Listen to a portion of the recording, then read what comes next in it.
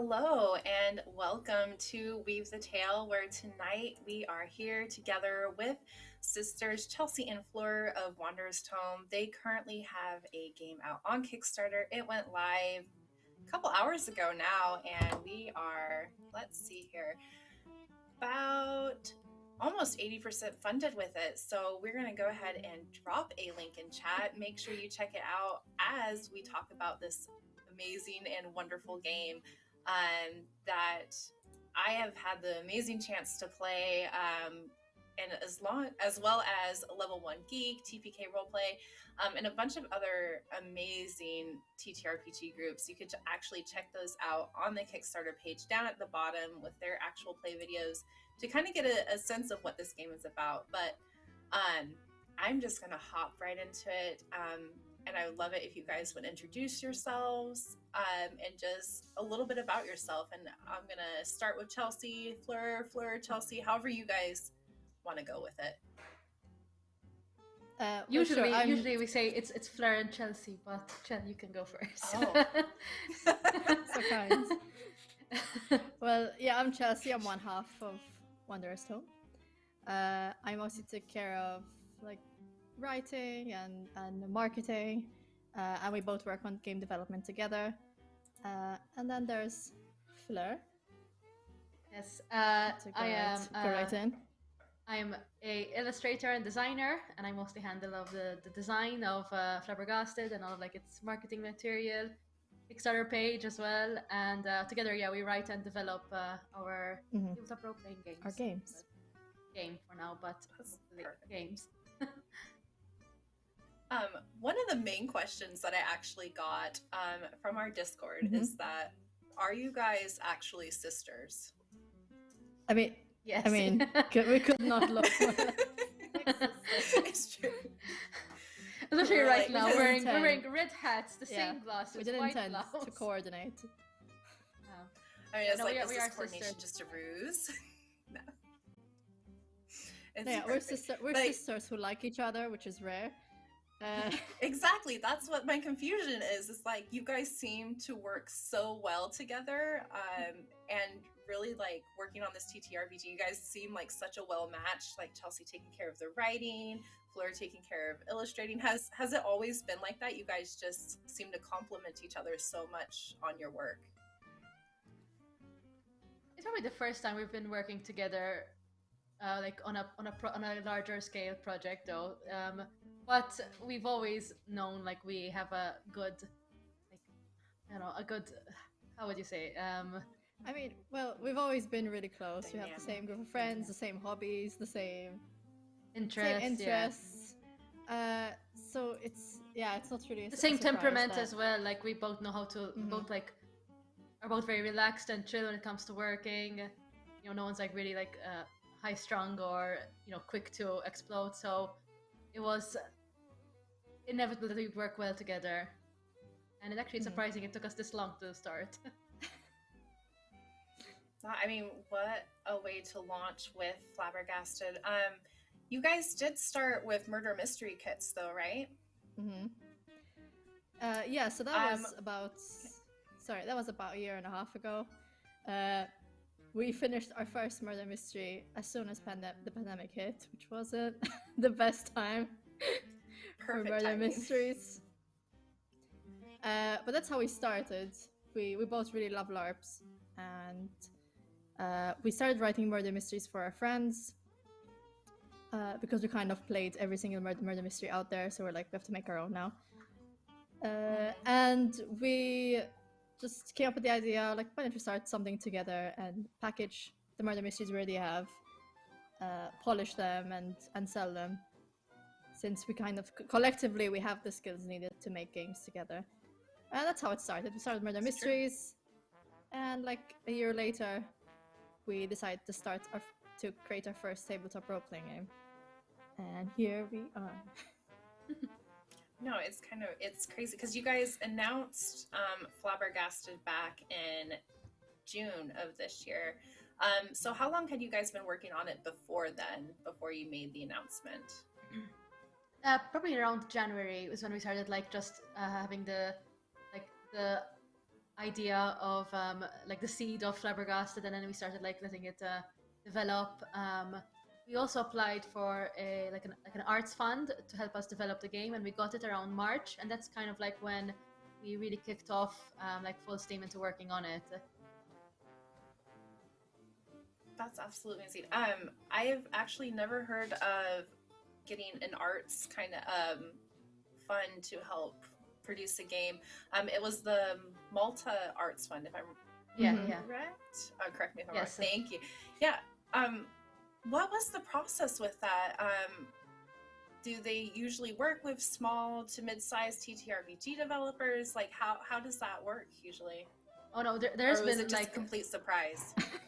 So probably the first. It's definitely like one of like we're definitely like one of like the first like 3 like tabletop role-playing games to be made in Malta, probably, and definitely the first one to be launched on Kickstarter.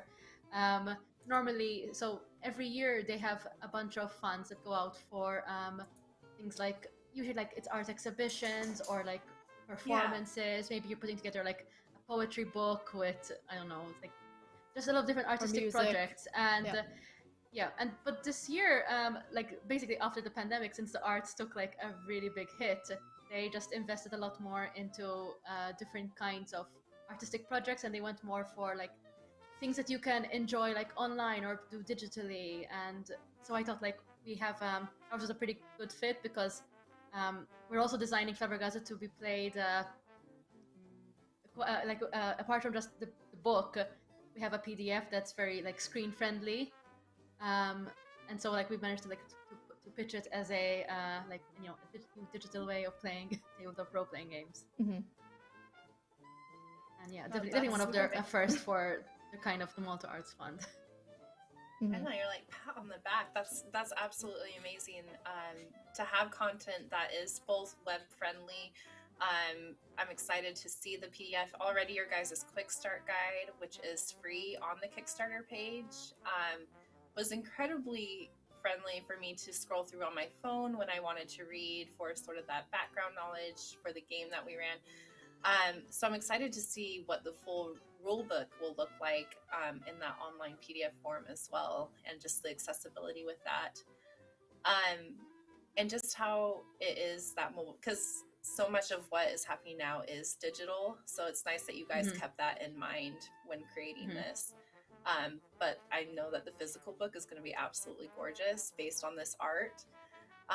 And so I wanted to ask, why this style of art? What influenced the choices with going with sort of this line, if that makes sense? First I should say that the illustrations are actually done by, the interior illustrations are done by Andy, not by me, even though I'm an illustrator. We got some additional like help with covers and interior illustrations, just because it's a very big load to do everything. Yes, and write the book. I mean, I think like just immediately I pictured his illustration style for this book, because I just find it like very just, it's got like an animated feel. It's very light, very humorous, and I didn't want something that was like, you know, a lot of more traditional fantasy RPGs got like very overly rendered things, and they look quite bombastic. I just wanted something that's like really clean and sleek. I think it kind of captures the era of the 1920s as well, because it's a very like stylized and geometric era, and he's got like these very clean shapes and silhouettes that I think like complement the setting pretty well. I love this art so much, because usually I play those darker kind of TTRPGs, just grittier sort of art. But when I saw this, I absolutely fell in love with the art, and that's kind of the first thing that drew me towards it. And then that comedic sort of lighthearted setting that you guys created with Peccadillo, and just how open it is, was such a fun sandbox to be able to play in, because you guys haven't completely defined and outlined the world. It's much more general, that people can kind of go in and explore that, and kind of create their own social clubs. So why social clubs? Why 1920s, why that aspect of a role-playing game? Because the social clubs are pretty important. You kind of, I suppose, level them up as well as your characters. So what's the idea behind that? We're quite big fans of period dramas, that kind of stuff, and like why like 1920s. It's just sort of like that's what the inspiration hit at the time. It was sort of it was like at the end of last year. I think like Bridgerton was coming out on Netflix, and so like that inspired me again to dive back into a lot of period dramas, Downton Abbey again, and then I also discovered the books of P.G. Wodehouse, the Jeeves and Wooster series, and I really fell in love with the characters and the setting. I just thought it was like really just quite very funny, very like I wanted to be part of that world. I wanted to play a character like Jeeves. So like that started the setting of Flabbergasted, like why the 1920s. And then like with regards to social club, that was sort of like the missing piece when we were coming up with the idea. Like we had all these archetypes in mind, but I very much believe in having an idea that bands all the characters together, giving everyone like a reason to like stick together and like fight and work towards something together, build something.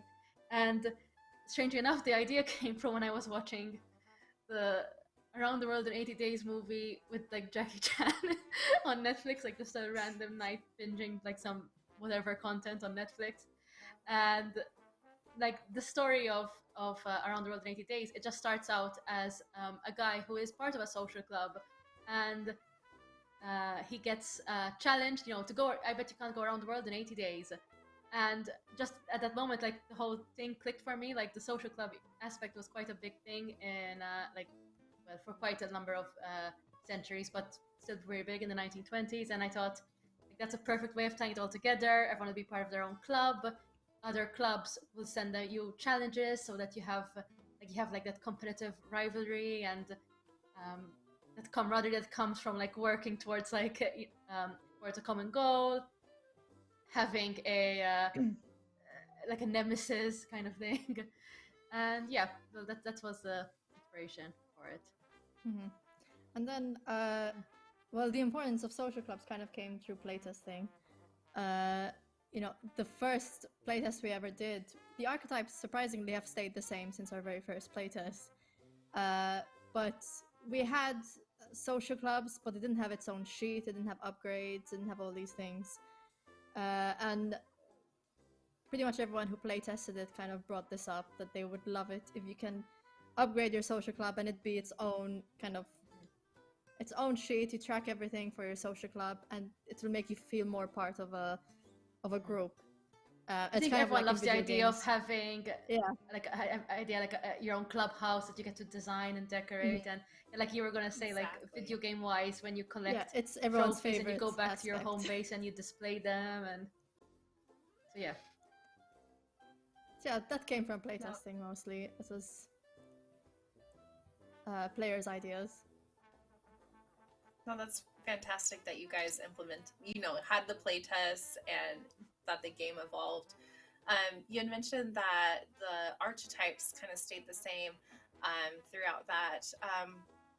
Why these 4 archetypes?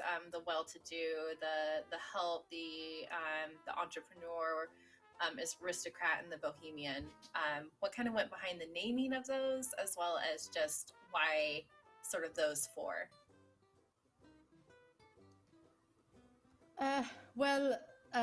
The aristocrat and the help was kind of the first ideas. Like we definitely want, going back to like P.G. Wodehouse and Jeeves and Wooster, we definitely wanted that combination of an aristocrat and then this someone on the behind the scenes pulling all the strings and making things work. And just through more of these TV shows and movies and books that we were reading, and more research into the 1920s, that's how we came up with the idea of a bohemian, which is there was quite an artistic revolution in the 1920s. It was Yes. So it was perfect fit. And then the well-to-do was probably the one that, like, even like naming wise, I think like we struggled the most to come up with, just to give a identity to like this class of people who are like, we're not going to let just the aristocracy like hold all the power. You know, we're working now, we've got our own jobs and businesses, and we're going up. And yeah, like they fit the era quite well. Okay. Yeah, I play-wise, it seems like the help are definitely able to get so much more done. Their scene cues really help kind of narrate and push things forward.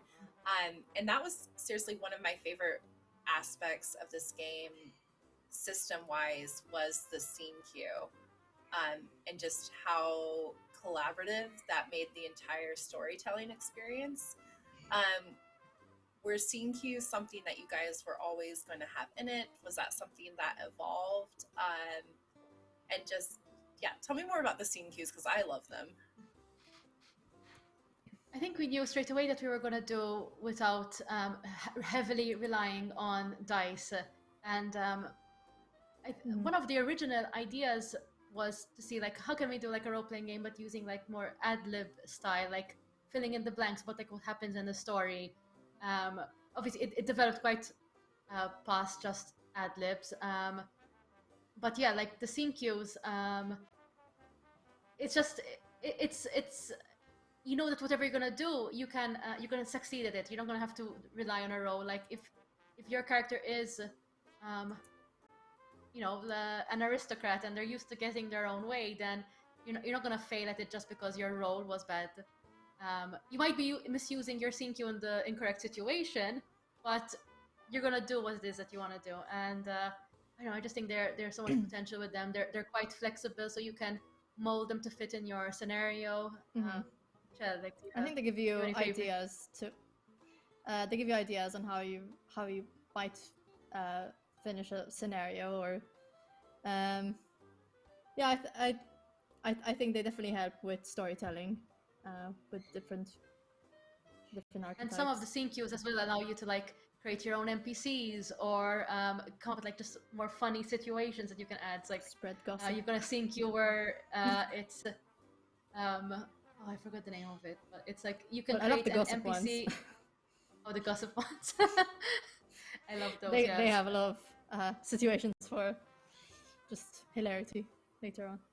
The top stuff, yeah. But I loved it because while I was running the game, I had my daughter with me, and she kept kind of interrupting me. And so my players would pull out scene cues and would just kind of take over, not take over, but definitely lean so much more into that collaborative experience of TTRPGs and storytelling, that I really was more the director, kind of heading them along the way, but I wasn't in any way like, the story just evolved so much based on my players and not some ideas that I had as the game master, because it was like we were all telling the story, if that makes sense. It was just like a fantastic experience that you don't usually, or in other games don't experience as easily, because you know that the GM has a plan, it's going to be this way, and that sort of things. But the scene cues can totally turn the entire scenario on its head, from where it's going. And improv was so important, because one of my players would be like, I'm going to use a scene cue, and they explained how they use it, and I'm like, oh, perfect, let's go with that. And so like the aspect, you guys had mentioned it in the quick start, of failing forward, absolutely love that. There it wasn't like, oh, you have this crit fail, bad things happen. It was just like continuing to move the story forward in those fun aspects. So what made you guys want to use like those mechanics, as opposed to like a simple pass fail? Well, in past games, kind of when we failed and just made made those situations lighthearted were our favorite moments. So we're definitely more fans of narrative the narrative parts of games and not, you know, fights and battles and things like that. And whenever we messed up or ended up having, I don't know, a montage or sneaking in somewhere or whatever it is, those were our favorite moments. So we wanted to create a system that kind of embraces failure, and just because it's a fail, like we didn't want a game that's going to be, oh, you want to open this door, roll a dice, you pass or You fail. failed, and then you get stuck, and fail, it puts a halt in the yeah. story. You want to keep the narrative, like, just keep flowing, keep going, whatever it is, instead of just like, oh, you failed at opening your door, or everyone's just gonna stop and keep planning and like, oh, what's behind this door, what if we do this and prepare this, like, no, just go for it, whatever's gonna happen, you're not gonna die, like, that isn't the part of this game, you're just gonna come up with like more funny scenarios. I was also like quite inspired by like a lot of like these narrative choose your own adventure games. Like I play some of them like on my mobile or like book formats, and some of them are like they will gate you off, like, oh, you don't have like, you know, 20 strength, you can't do this, and it just feels like very punishing. I'd much rather, like, I played a couple of these games that really managed to navigate away from this, and instead of like, oh, you don't have enough strength, but it doesn't matter because then something else happened, it's still just as funny. Or and yeah, we want to try and capture that, like, let the failure like open up more more scenarios or funny situations instead. Yes. I think one of my players were trying to get into a rival club, and they failed like their persuasion wit roll to get in, and so then they decided to use bravery instead, the guts, and totally changed their approach to how they were able to get in and ended up passing. So it's fantastic that there wasn't like an initiative order or something like that, that they were able to change tactics, and it made it so much more hilarious and funny the way that they ended up doing it, than their original like straightforward approach that didn't use like their strengths, because they thought, oh, I'm persuading them, I've got to do it this way, when there was other ways. So I guess I like how you guys have the traits as open as they are to interpretation, so it's not like everything's lined up. You could explain why this is bravado, this is wits, this is, you know, the different types. It's not completely like set. So that completely made for, again, just an absolutely fun role-playing experience. But the other thing was that I like the simplicity of it. I had a player drop probably like 30 minutes before game, was frantically trying to find someone else to fill the seat, and found someone with 15 minutes to go. I sent them the quick start, I sent them a character sheet, and I was like, we're going to play this game. And they were able to pick it up and run with the character within like those 10 minutes of being able to like read the scenario and go through the rules quickly. And so this game was fantastic. I feel like it is going to be fantastic for like dinner parties or just picking up with your friends, because you don't need to you know, slave over rules to be able to play this game. It's definitely something quick and easy to pick up and just like have an absolutely amazing experience with. And that, I mean, speaks to you guys as designers, that you know that, you know, how many different like TTRPGs have you guys played or LARP where like the rules were crazy? Yeah, I'm gonna explain like that. It's difficult. So we already kind of talked about the mechanics of it, but more, how about just the rules? Like, why the D6 system instead of using, you know, all the different types of dice there are out there? If that makes sense. Well, we definitely wanted, firstly we wanted to have a system where the better you are at something, you have more dice, because it's very rewarding to throw a bunch of dice, the better you are at something, and mostly just came through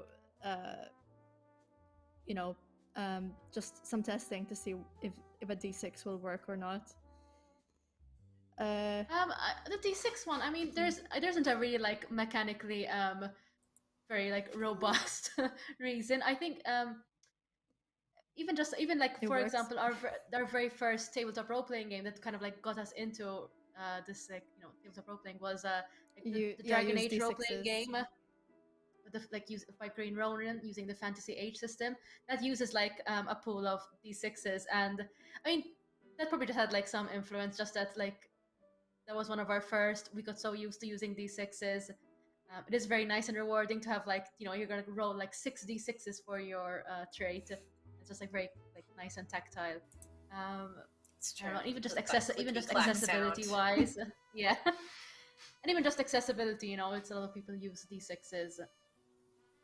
And since like dice rolling isn't the strongest like mechanic in our game, it's just sort of like you have extra ideas that is not covered by any other rules or scene cues. Here you can use these dice, so didn't need to be like overly complex. Oh, that's perfect. One of the questions from chat was that the usage of the D6 system, does it make it easy for large groups to play? Because they were thinking about using this as for like a dinner party as well. Sorry. Not worry. Well, like Fleur said, the D6 system isn't really our primary the primary mechanic of our game. So you're not going to end up really rolling dice that often. And all the actual plays we've seen, all the playtests we've done, people tend to use scene cues more than D6s. You can definitely have a large group of people. Yeah. And you can if you're worried about, you know, having like 6 people around the table and everyone rolling like 8 sets of D6s. Yeah, I mean, no, they don't all need a set. You could just share a set, you know, so you can keep it.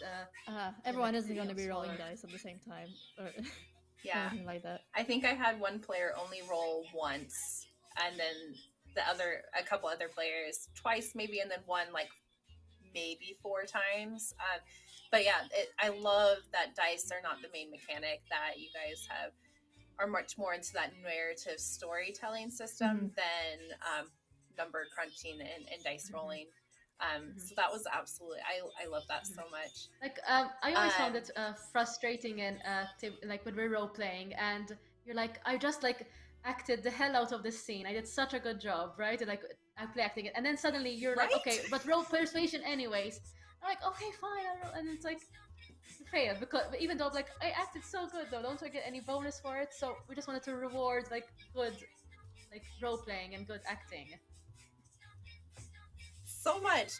That's been like one of my biggest frustrations. Is just like I explained this amazing thing that my character did, but I failed. So I'm like, I guess I just ended up tripping over my feet as I was running towards this individual and fell on my face, you know, still trying to make something of it, but it really is so heartbreaking to like have those instances where the only other option is just failure. So that, I love that. Kind of going towards the Kickstarter. This is your guys' first Kickstarter, right? Yeah. At least a solo Kickstarter, yes. Yeah. How nerve-wracking has it been to, just to be like slowly watching those numbers moving. I mean, they're going fast. I am so excited for this game. We're very happy with how it's going. I'm so happy. Well, you should have seen us before we press the launch now. We're like, what if we get 0? Even though it's important, like we're pretty sure we won't. We're just terrified. Yeah, I don't know. Like, I remember Monday evening, I just had like a breakdown. I was just crying. I'm like, there's not even any like reason. It's not like, you know, my whole financial like livelihood is depending on this. You know, like we're quite covered. But yeah, like still, I'm like, because it's, you know, you pour so much of your heart. You pour so much of your heart into this stuff, and you just hope that like, but at least like the reception has been really, really positive like so far. So that is already like a huge like weight off my shoulder, and that This is honestly one of the most important things, rather than like, oh, can we manage to get a bunch of people to buy the game and then they don't end up liking it? It's more important that people actually really like enjoy it. But yeah, it's been stressful. Hopefully, you know, I just want to fun so we can make the game. Yeah, that's the most important thing. That kind of leads into one of one of our Discord people's questions. They were wondering how you kind of combat those feelings of imposter syndrome and negative self-talk, you know, that comes with feeling like your creative project is at odds with, you know, the oversaturation, the lack of support. Is there, you know, kind of a trick to that? Or they said, are we doomed to feel that dread until the work is done? I wish we had a good answer to this, but I'd say it's good to surround yourself with people who are more optimistic than you. So I'm the more optimistic one. I don't know why. It's just you know how I am. Fleur's has been pessimistic throughout the entire process. Not just pessimistic. Like, just say not pessimistic. Just is our game good? Will we do well? So it's good to have someone who's more optimistic. But for the past like 2 days, I don't know. We've both been a mess. I have no. I don't know how to. Sleep schedule has been all over the place. Oh yeah. I think it's Monday just at something midnight, that's like. I think especially if it's your first project, you have nothing to like to compare to, or any previous successes to say like, okay, at the very least, like I know in the last game we got like 500 people, so at least like a portion of those will come back. And this is starting up from scratch, you know, entire new audience, and I don't think there's any trick to. We didn't know what to expect, and no matter how much you prepare and research about Kickstarter campaigns, you can never know. Some Kickstarters do well, some don't. Sometimes it just really hits people, and they really like the theme. Really connects with them, and it's a runaway hit. And sometimes you can do everything right, all the marketing stuff, and still only like kind of like just barely manage to, you know, like get over the finish line. Does that sound pessimistic? Luckily it's doing well. Yeah, we didn't help at all. It's a healthy dose of optimism, pessimism, and not pessimism, just reality. Realism, no, just like realism, yeah. But no, I think that's just something we all struggle with, is that imposter syndrome and just feeling like, yeah, like, is this game gonna be good? Like, you know, because you don't have anything to base it off of, you know. And this being you guys forming Wanderer's Tome, you know, this isn't one of the, you know, you guys formed this yourselves, you formed this together, and you know, are publishing this as yourselves, as your own company, right? Yeah. So it's not like you guys, it's just fantastic to see like independent game designers being able to succeed and go forward. What made you guys want to do this independently instead of pitching your idea off to like a larger company? So a part of it is that I did kind of gain some confidence, like through some work experience, because like last year I was working with a local board game company, and I was helping them launch on Kickstarter campaigns as well. Like, and I was on campaigns where they raised like, you know, over 100,000 and more, and so like I was really picking up on just like all the behind the scenes stuff on Kickstarter campaigns, things that like even if you think like you're like quite Kickstarter savvy because you've like backed many campaigns, you don't know there's half the stuff you don't even know what goes on like behind the scenes. So yeah, like there was that experience of working hands-on with Kickstarter campaigns that like kind of gave us the confidence, or like I think like, you know, like between us all now and like all our work experience and our skills, we do have we could probably do, we can do this. The skills, yeah, to do this. This is perfect.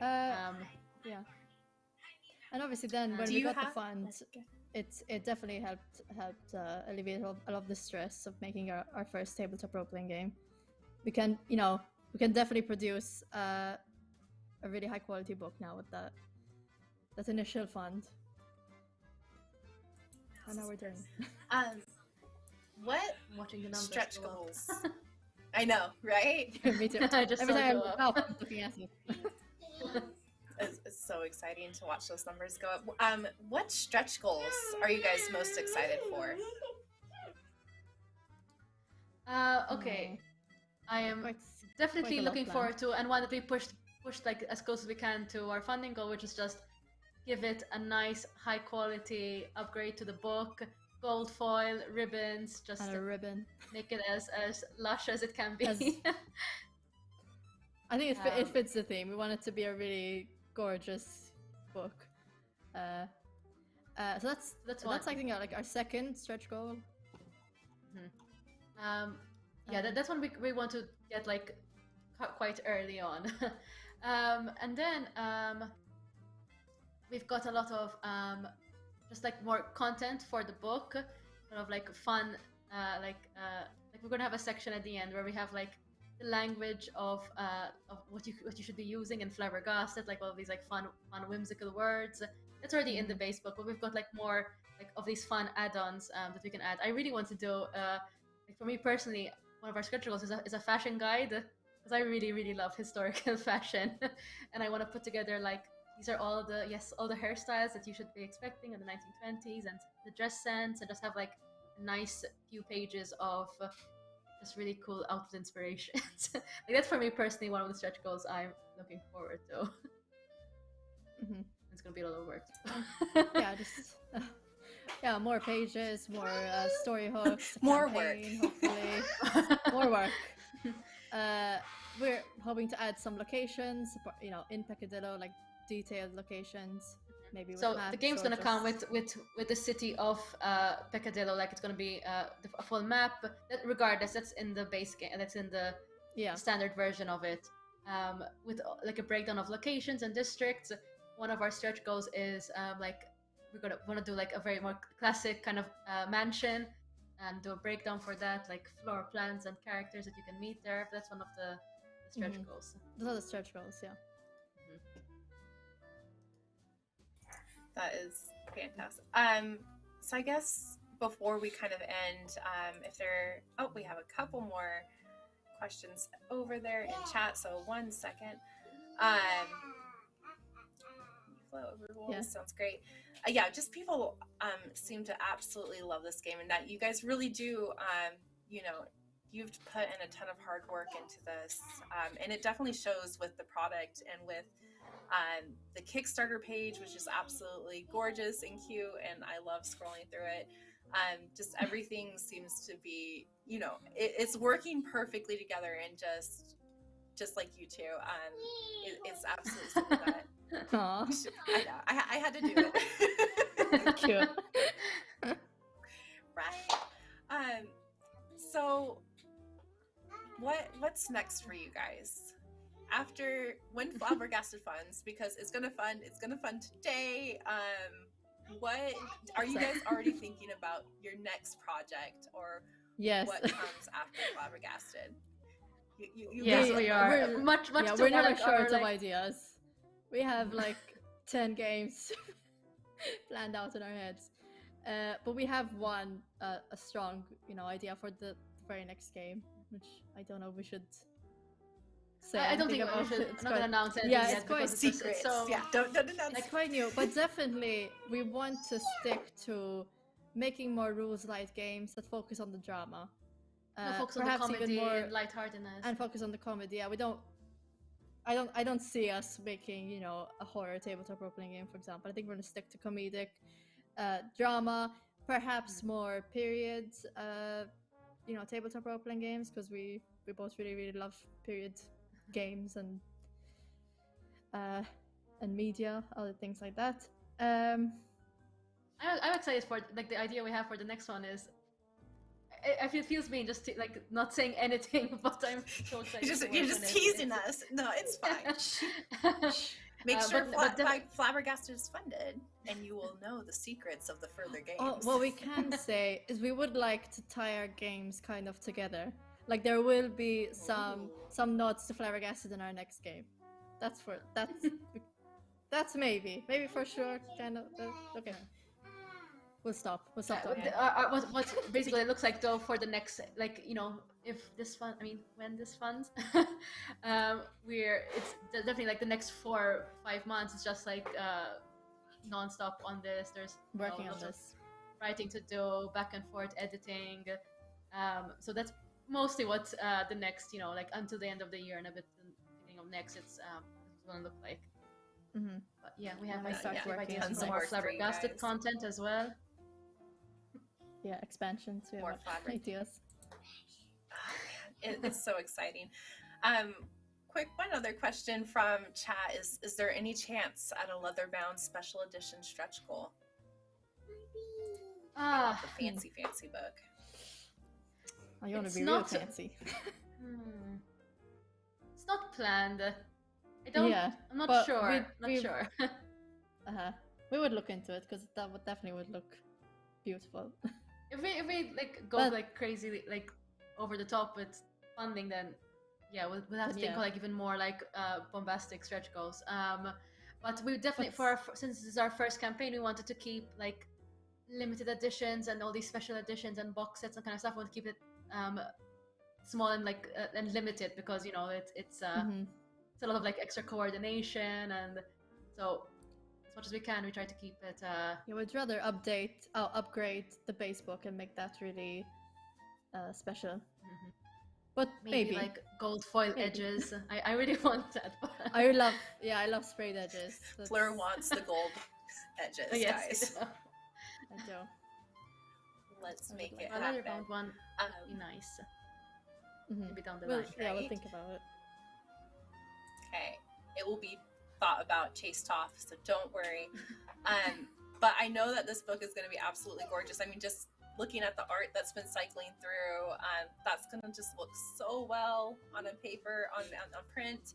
I mean, I just love the enamel pen, and that level where you can get artists, you know, your likeness put in the book, in the art. I'm like, my finger keeps hovering over it because that would be so much fun. So I love that you guys have those sort of levels. I'm sorry. That's okay. This is my life. Anyways, before we close out, do you guys have any last comments about the game? I just want to congratulate you guys on how successful this is, how successful it's going to be. My challenge to our chat is I bet we could fund this in an hour, guys. So let's try and do that. And I bet there will be a crazy surprise afterwards. You know, maybe we can get some of our amazing community to post some of their 1920s dress up cosplay, because it is so fun to dress up like this, guys. I love it too. It's too much. But yeah, do you guys have any last sort of things that you would like to say?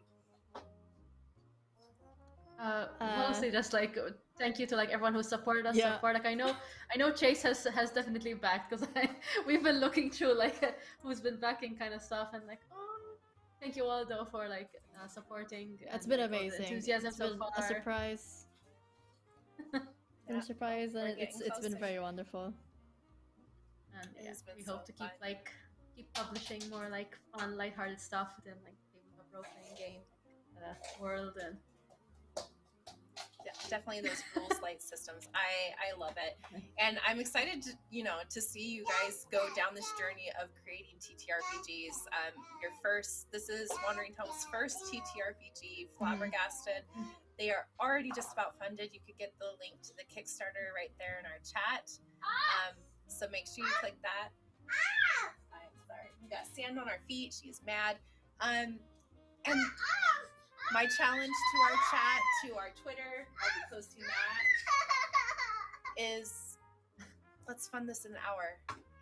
And I think something special will happen. I'm not going to say anymore because I like to tease too. So I have been... I'm so excited.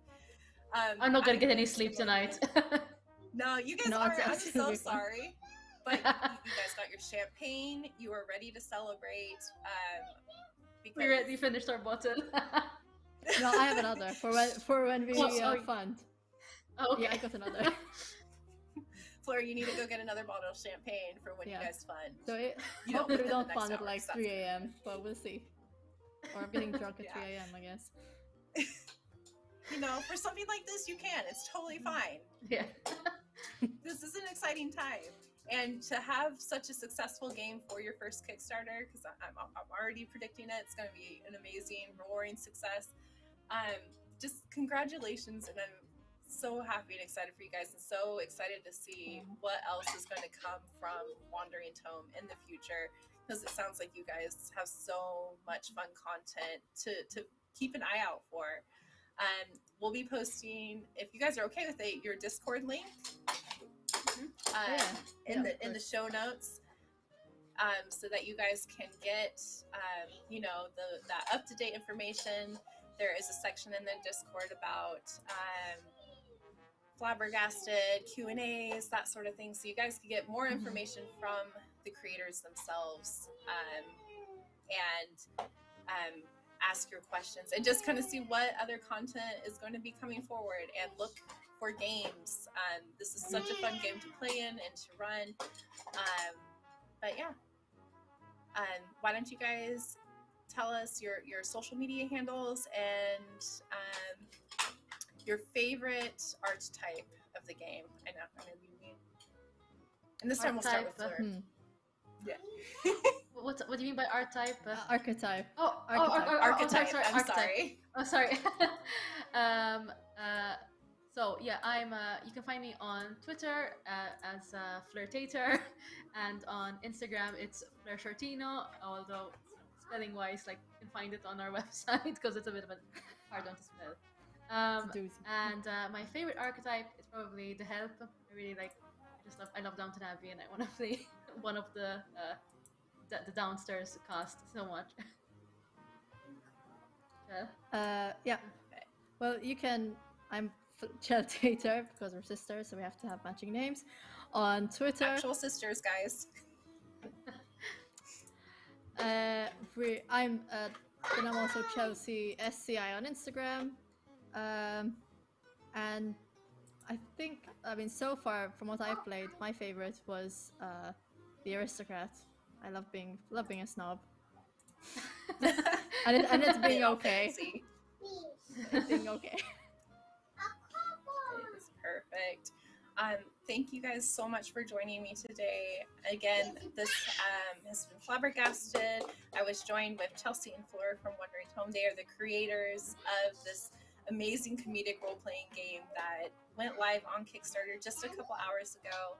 Let's get this funded within the next hour and reach towards those stretch goals of some gold on the cover. But yeah, thank you guys. Have an amazing and wonderful night. Thank you.